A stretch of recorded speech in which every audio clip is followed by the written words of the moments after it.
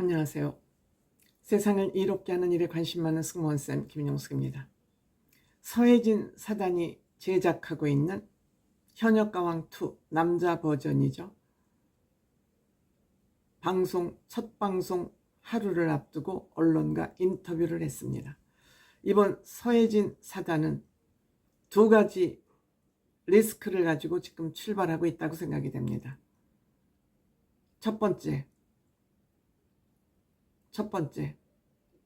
지금 법적 소송이 걸려 있습니다. 현역광 탑7 콘서트 지적 재산권과 관련해서 소송을 하고 있고요. 또 하나는 여기에 출연하는 신유 씨와 박서진 씨가 예선 없이 본선에 올라갔다는 그러한 스캔들에 말려 있습니다. 그래서 아마 서혜진 씨도 마음이 편치는 않을 것으로 생각이 됩니다. 그럼에도 불구하고 서혜진 씨는 프로그램을 제작하는 방향이나 가치 제작 능력에 대해서는 서혜진을 따라갈 사람이 많지 않다고 생각됩니다. 이런 서혜진 씨가 인터뷰를 구체적으로 했습니다. 물론 기자가 신유 씨와 박서진 씨에 대해서 질문을 했으면 좋았을 것을 그러한 질문은 인터뷰 사항에 들어있지 않습니다.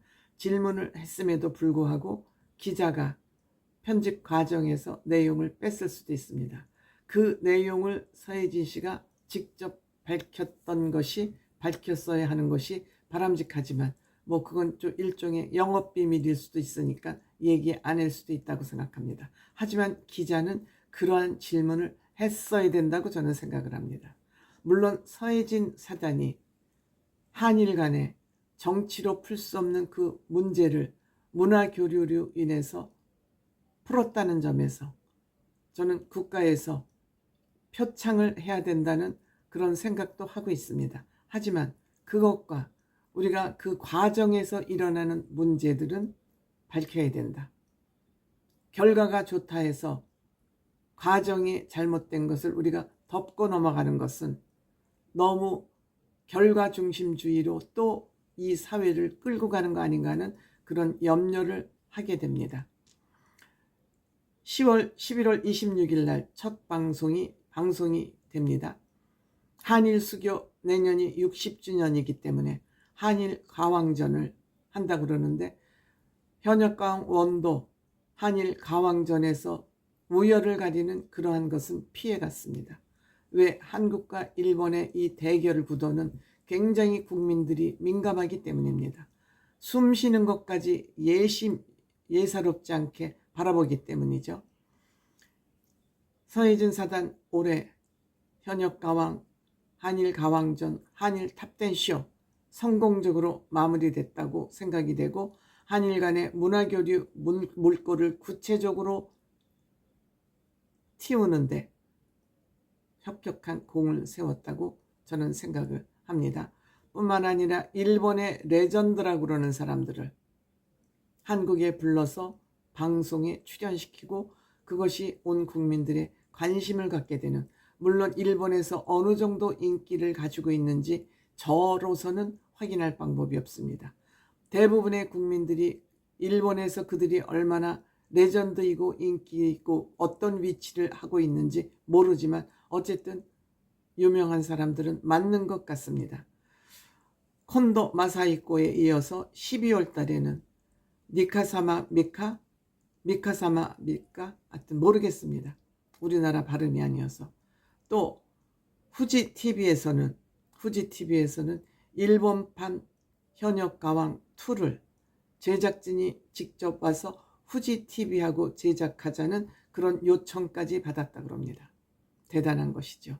현역가왕 1은 현역가왕을 일본 제작진이 뽑아서 한국에 와서 방송을 하고 있습니다만 이번에는 일본 현역가왕 2도 남자 버전도 서혜진 사단이 같이 와서 일본 후지 TV에 와서 공동 제작하자는 그런 프로포즈를 받았다 그럽니다.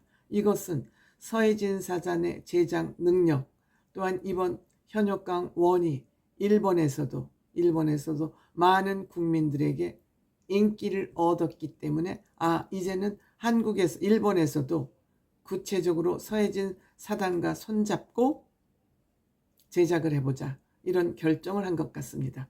이것이 한국으로서는 굉장히 자긍심이 느껴지는 것입니다. 이번에 현역가왕, 서해진 사단 뻔하지 않게 하겠다. 이번에 그 현역가왕 2 참가자들을 보니까 현역가왕 1을 보고 너무 열심히 따라서 했더라. 그래서 완전히 판을 뒤엎겠다. 즉 예상 문제를 이들이 알고 있기 때문에 예상 문제대로 하면 재미가 없기 때문에 그 선발 룰을 완전히 뒤집어 엎겠다고 얘기했습니다. 사실 이 룰을 뒤집어 엎는 거 쉽지 않습니다.